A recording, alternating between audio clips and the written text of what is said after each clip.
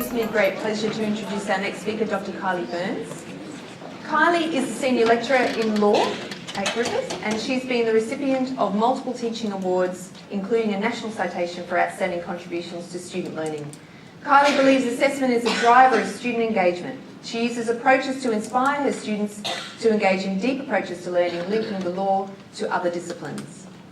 Her group policy presentation assessment piece, which is highly unusual and original in the law context, involves students in a group of 3 producing a live or recorded multimedia web-based presentation which analyses a personal injury liability issue of significance of interest to them. It is supported by a series of interventions including active learning methods to better prepare students for the assessment item and to support the development of effective teamwork skills. So Kylie's here today to talk to us, and her title of her presentation is Don't You Know Law Students Don't Like Group Work? Driving Collaboration, Engagement and Research-Based Learning in Assessment Design. Please welcome Kylie. Thank you. Hello everyone over there. So I'm very happy to be here to primarily talk to you about how much law students hate group work, and law students tell me they hate it more than anyone else.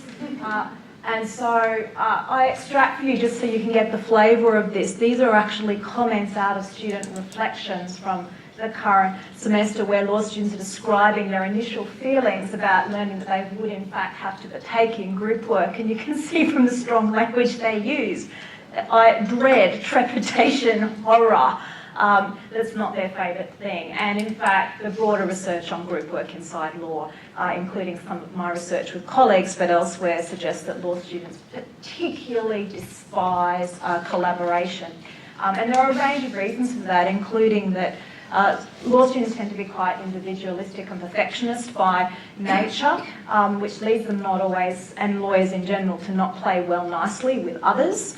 And as a result of that, one of the contributors, one of the outcomes of that is that law students and lawyers have very high rates of mental distress and mental health issues, and that's identified as one of the drivers of that particular issue. So what do you do with that when you know that collaboration is good for learning?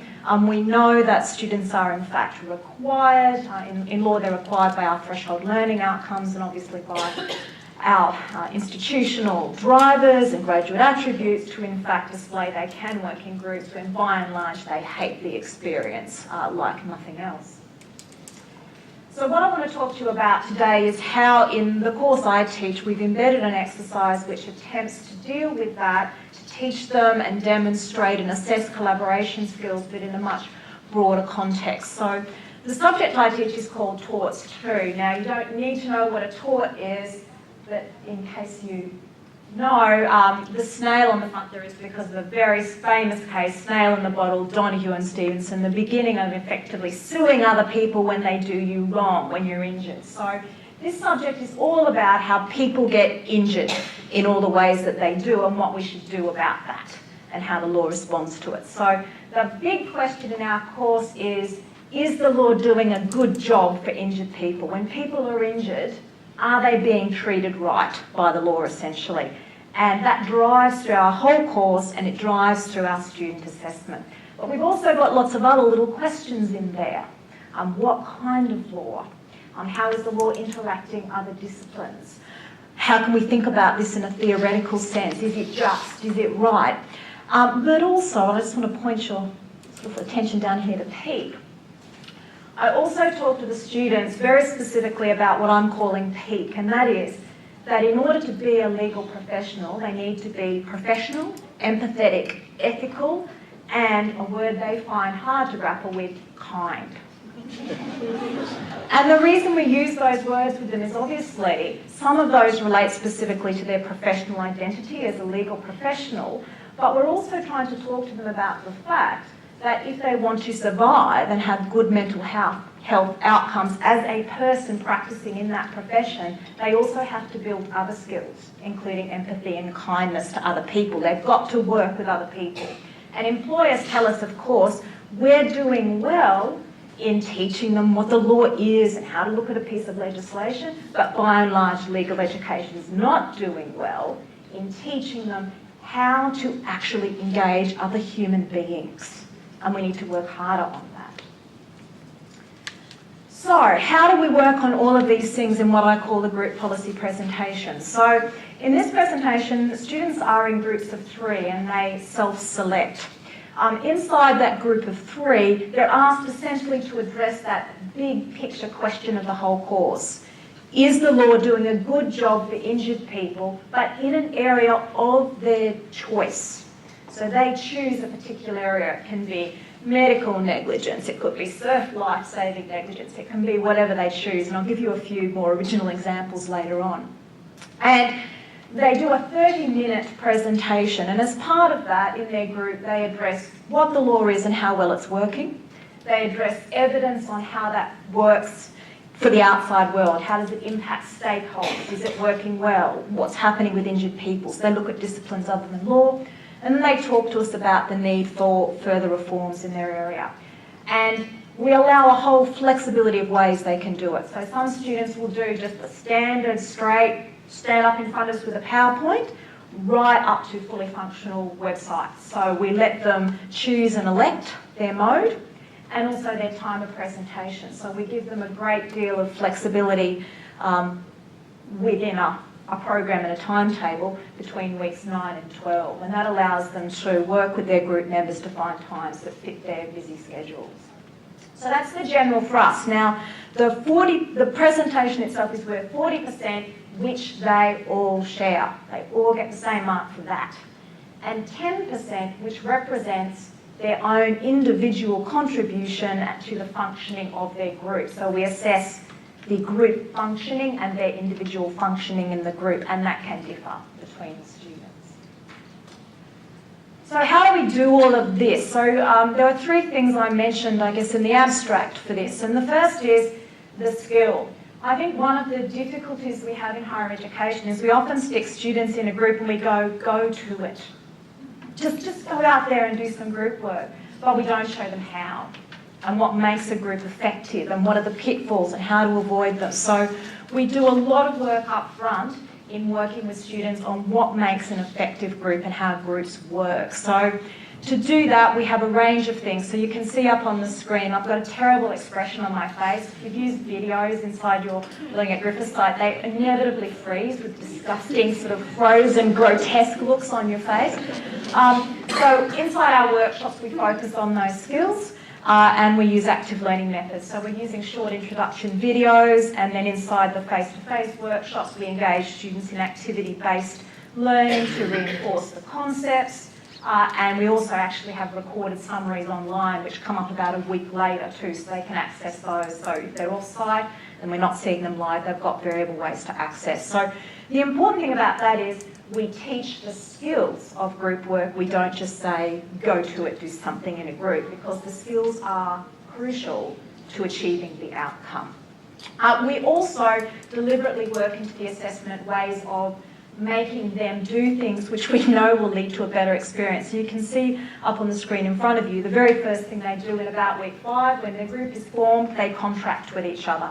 So we say to them, there are things which you must agree on. What's your topic? What are your rules of engagement? How will you resolve your disputes if you have them? What's your timeline going to be? We even say to them, talk about what your expectation is. If you just want to pass and you don't want to do much work, we're fine with that. We don't think that's a great idea, but you better tell your group members, because we can guarantee it's not going to be a nice outcome if you don't.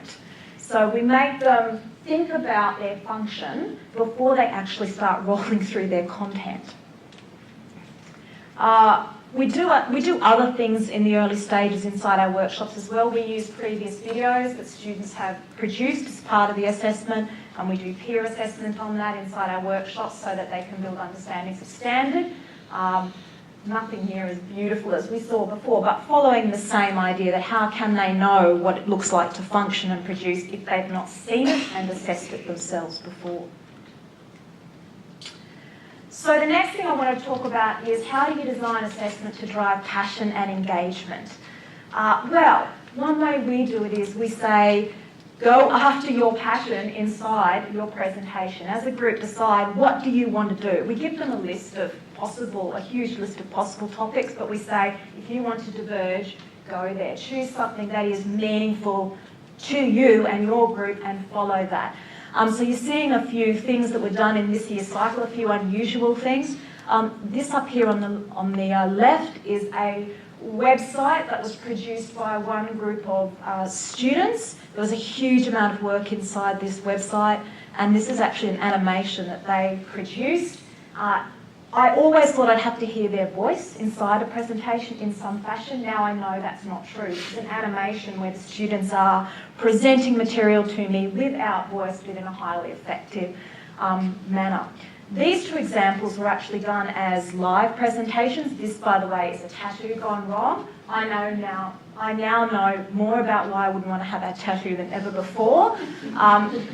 I have to say to you that I'd never seen that topic in all the years that I've seen presentations before. The students did a fantastic job. They are probably the Australian experts now on the liability of tattoo artists. By the way, you are more likely to be regulated if you're a bikie and want to be a tattoo artist. Like, you're regulated heavily for that, but apparently anybody else can be a tattoo artist. So go with the ink if you're interested. One group last week presented to us about the liability of amusement parks. These are Gold Coast students following from things that are happening at Movie World. They sat my colleague in a chair and strapped her in with a seatbelt and built her, sort of carriage around her, and she came into a video showing her going over a roller coaster. And then they presented, okay, what's the liability of that? So students comment on the creativity that it allows them to exhibit inside a discipline where much of our assessment is still very text-based and traditional.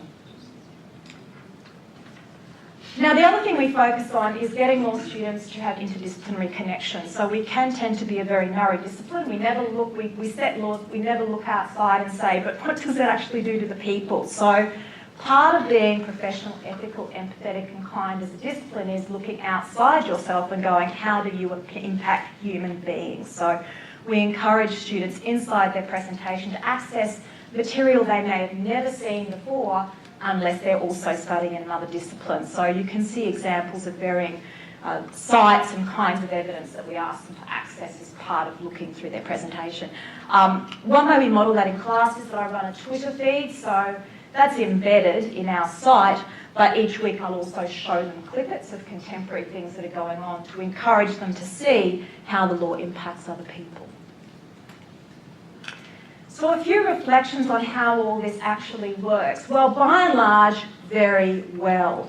And even students who come into us hating group work will often reflect on, at the end of the day, they're still a hater of group work, but they really liked their assessment here and they feel a sense of achievement often as to what they have actually achieved.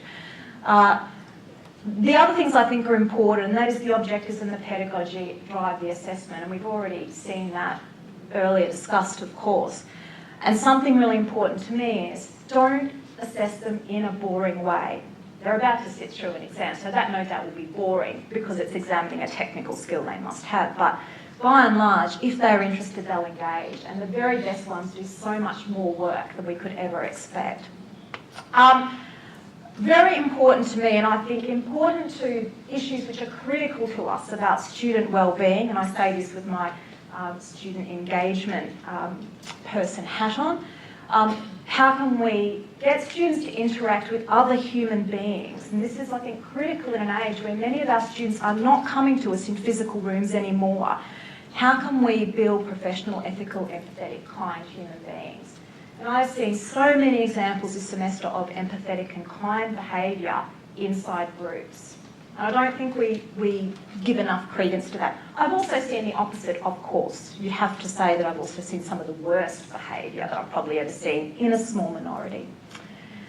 Assessment flexibility. I think we need, the way we're moving, I think we need to think a lot more about, do we have to have firm deadlines for every student? Do we have to say every student will produce in the same mode? If they can produce the same learning outcomes with the same criteria, can we allow flexibility in other ways and means? Group work doesn't come easy. So you have to teach it, you have to model it, you have to encourage it, you have to assess it. It has to be built in, and it has to be built in right across the program. Sometimes students will crash and burn. So I think we have no fault, what I like to call no fault divorces. We allow for dissolution because I don't think you have to have something where students are struggling excessively. You can't just let them fall. So we have what I refer to as to the students' no-fault divorce. I'll split you. I'm not going to punish anyone. It's not about punishment. It's about saying what's the best way for everyone to learn. That's not happening, and so we'll go with another strategy for you. We've probably done that about 5% this year, and we ran 220 groups across 2 campuses for 600 students, so I don't think that's too bad considering. The last thing, and I've been thinking about this a lot, I've been reading a lot of stuff from the US about student resilience and how people are commenting on the lack of resilience of students and students not wanting to engage experiences that are uncomfortable for them, and how this connects to their well-being. And I think this particularly is linked to ideas about group work and collaboration. At the end of the day, for me, assessment isn't about making them happy and saying you only have to engage in activities with which you're comfortable and which make you happy. It's about sometimes taking them out of their comfort zone in a supportive way to ensure they're learning the things they need. So I say to them at the start, when you go to the workplace, you will work with people who you don't like. You will sometimes carry more of the load, and sometimes more of the load will be carried for you. And so we're going to do this now in a supported environment, because otherwise you're going to go out to the workforce and say, oh, but I've only ever worked as an individual. I'd just much rather do it myself and not have to rely on other human beings. So they're my reflections on the experience. It's not an easy journey, but I think for most students, it's a rewarding journey, even if it's not their favourite journey.